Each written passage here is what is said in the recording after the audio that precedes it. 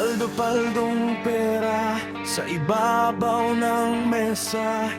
Pawis ng bayan, tinipon sa pag-asa. Pera ng masa, dugot, luha ang puhunan. Ngunit ilan lamang ang tunay na nakinabang.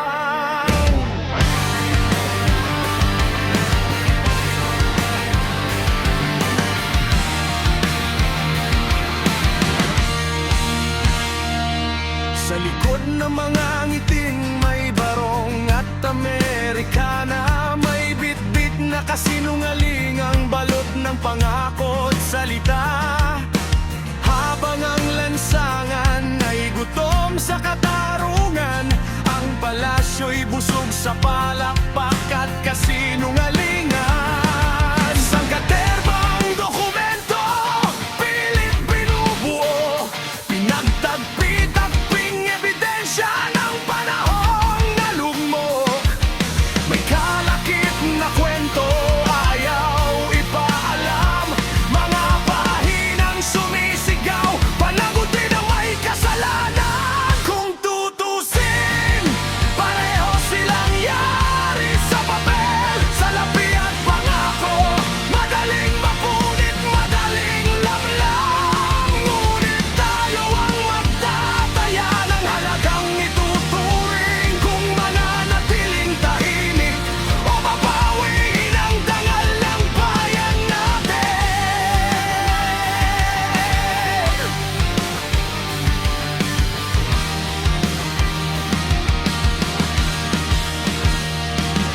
Sa bawat lagdang may tinta ng kapangyarihan. May pamilyang lalong nilulunod ng kahirapan. Ang batas ay bulag, sabi nila noon. Ngunit bakit tila may pinipiling tinatanaw ngayon? Sa bawat eleksyon, pag-asa'y binibenta.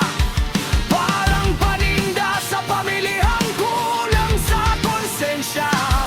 Pagkatapos ng boto, kami nalilimutan.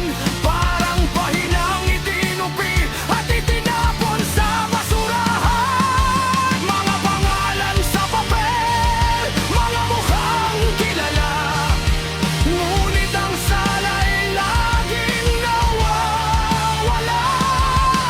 Habang ang hustisya'y binibilang, ang araw ang magnanakaw ay nagbibilang ng yaman at galang.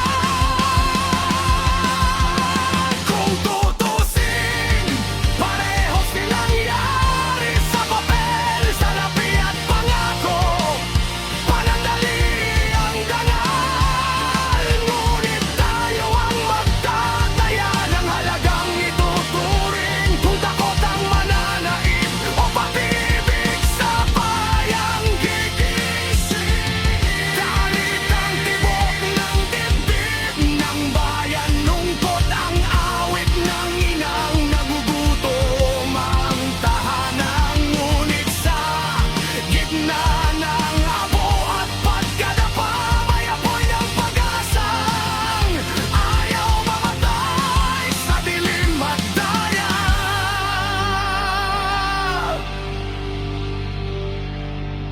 Hindi lang papel ang dapat timbangin, kundi konsensyang matagal nang nililibing.